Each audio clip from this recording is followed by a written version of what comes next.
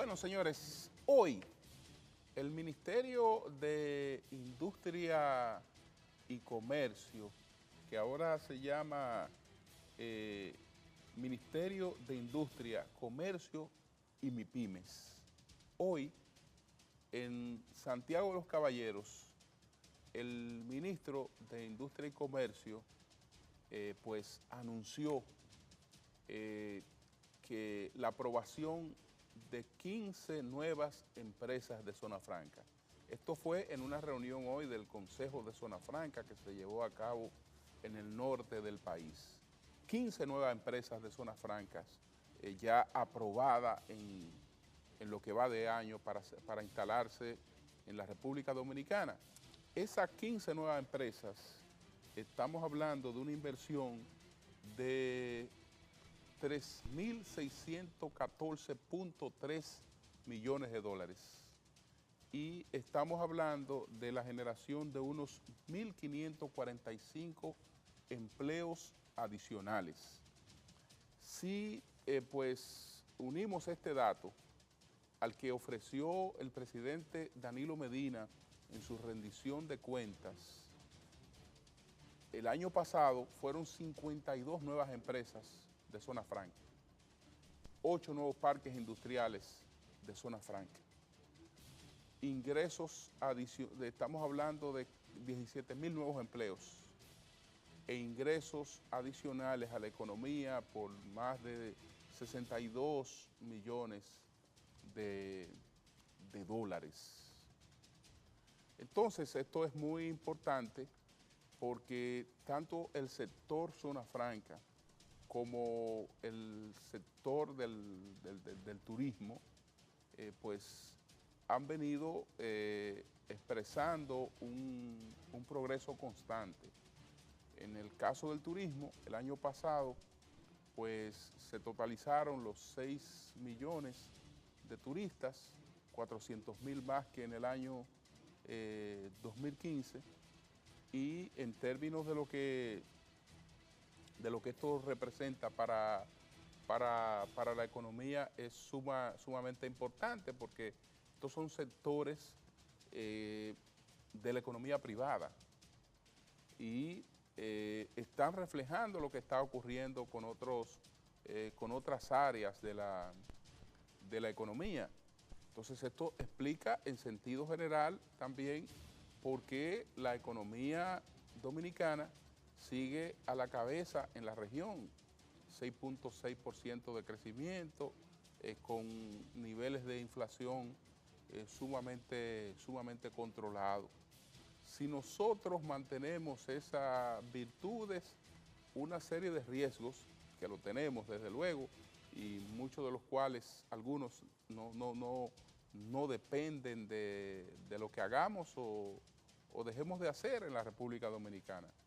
Está el factor del nuevo gobierno de los Estados Unidos, que es una incertidumbre. Está el factor de la posible elevación de las tasas de interés.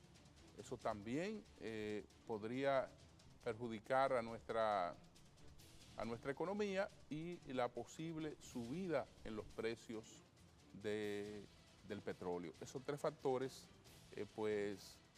pueden crearnos dificultad. Sin embargo, si nosotros mantenemos estos niveles de crecimiento y al mismo tiempo se siguen tomando todas las medidas que se han adoptado para el control del gasto a lo interno, estaremos en mejores condiciones de enfrentar cualquier situación que se presente en el futuro, pero seguiremos teniendo una economía confiable para la inversión, porque en definitiva lo más importante es que podamos seguir incorporando gente a la actividad laboral, gente a la actividad formal. Eso es lo más importante. Esto, desde luego, la agenda que lleva al fortalecimiento de las instituciones, la agenda que lleva pues a procurar un país más más organizado, no puede detenerse. No puede detenerse porque eso es lo que va a complementar realmente lo que requerimos para ser un país desarrollado. Pero estas noticias, señores, hay que recibirlas con alborozo, porque nos hablan de un país que, pese a todas las dificultades que estamos enfrentando, como lo destaco hoy en mi columna, pese a todas esas dificultades, pues hay un país que va caminando, que su vocación de progreso no la detiene nada, no la detiene nadie. Pasa por cosas que hay que superar. Requerimos realmente una justicia que juegue su papel, que cumpla con su rol. Siempre habrán prácticas de corrupción, eso es inevitable. Ahora, lo que hace que esas prácticas sean más, más presentes es justamente el problema de la sanción, el problema del castigo, y eso de luego que hay que fortalecerlo. Pero hubo otra decisión importante, y esta quisimos evaluarla con Daniel Pou, politólogo, especialista en políticas públicas de seguridad ciudadana. Es la medida que tiene que ver con el incremento salarial a los policías, que por cierto, una noticia positiva. El propio director de la Policía Nacional un poco que le empaña con unas declaraciones desconsideradas, irrespetuosas, porque todos sabemos que este aumento en la base ha favorecido a todos los policías, pero en los estímulos está más dirigido a aquellos policías que están en servicio activo en las calles. Señores, ¿quién puede cuestionar, quién puede criticar eso? ¿Quién puede criticar eso? Pero la gente tiene distintas funciones y hay policías que están asignados a otras labores. Esas otras labores también son un trabajo, y en esas otras labores también esos policías ponen en riesgo sus vidas. Entonces, si ese aumento, si esa parte no lo va a tocar, por lo menos que no le toque el irrespeto y la desconsideración de quien se supone que es el líder de toda la institución. Entonces, eso de hablar de que hay vagos, bueno, si hay vagos, hay una falta de gerencia en la policía, porque no debe haber policía vagos. Es decir, todo policía debe estar cumpliendo una función.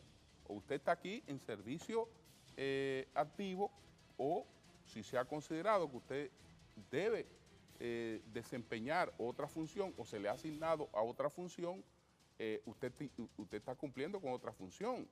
Ese no es el caso de la vagancia. La vagancia es cuando usted está en su casa sentado, allá le mandan un sueldo y usted está recibiendo ese sueldo sin usted cumplir con una función. Ahora, que estemos o no de acuerdo, mucha gente no está de acuerdo con que policías estén asignados a otras cuestiones. Bueno, pues anulemos eso y veamos si por ahí también no producimos una situación caótica, porque por algo ese tipo de medidas se han adoptado, ese tipo de medidas. Entonces, la verdad es que fue muy desafortunado. Qué lástima que él mismo dañara una noticia tan positiva como esta, de la que hemos estado hablando esta semana, del incremento salarial, que lo evaluamos a continuación con Daniel Pou.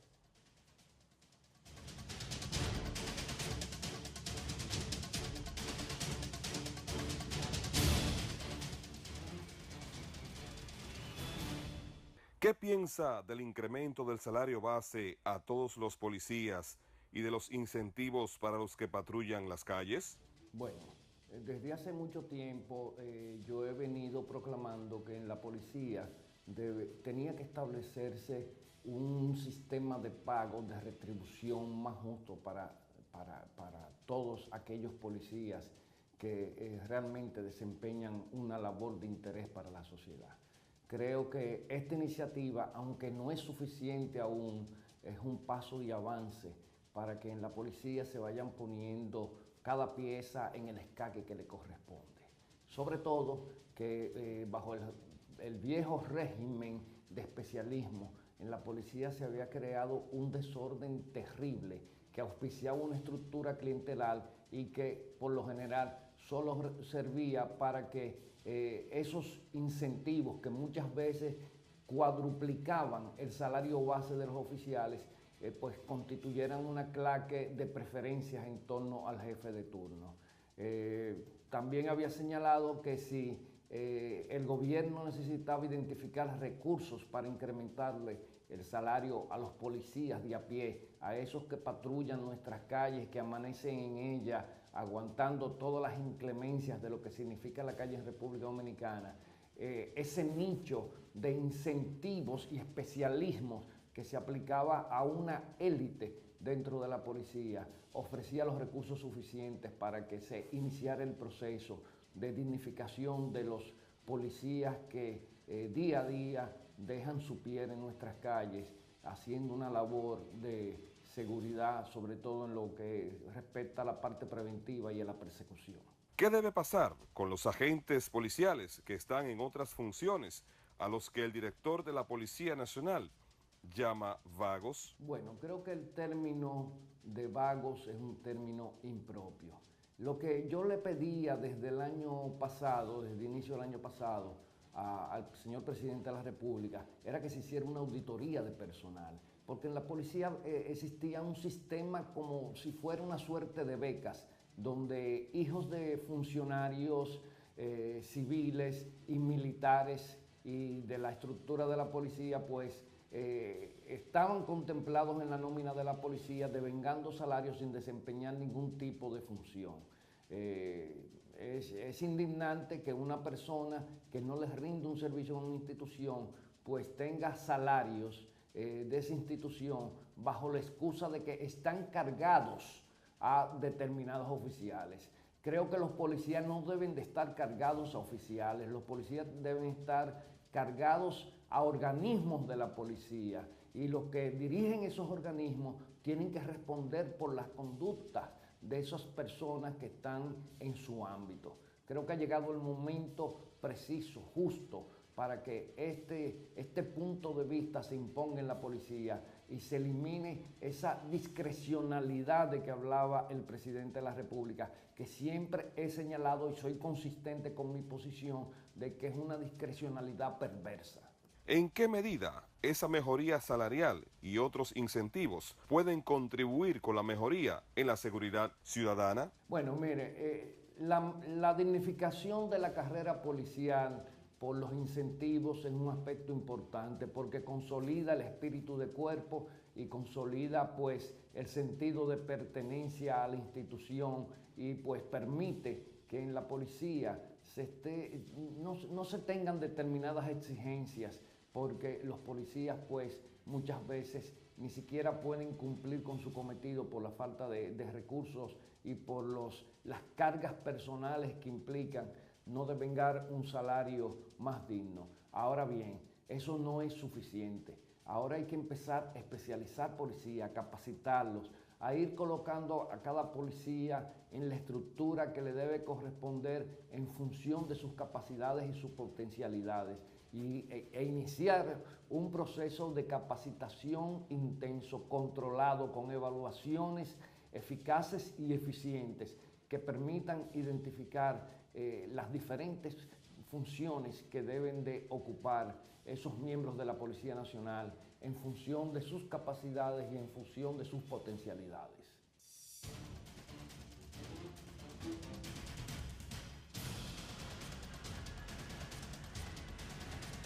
Vamos a una pausa comercial, entonces retornamos con otras informaciones y veremos entonces la visita sorpresa de hoy del presidente Danilo Medina.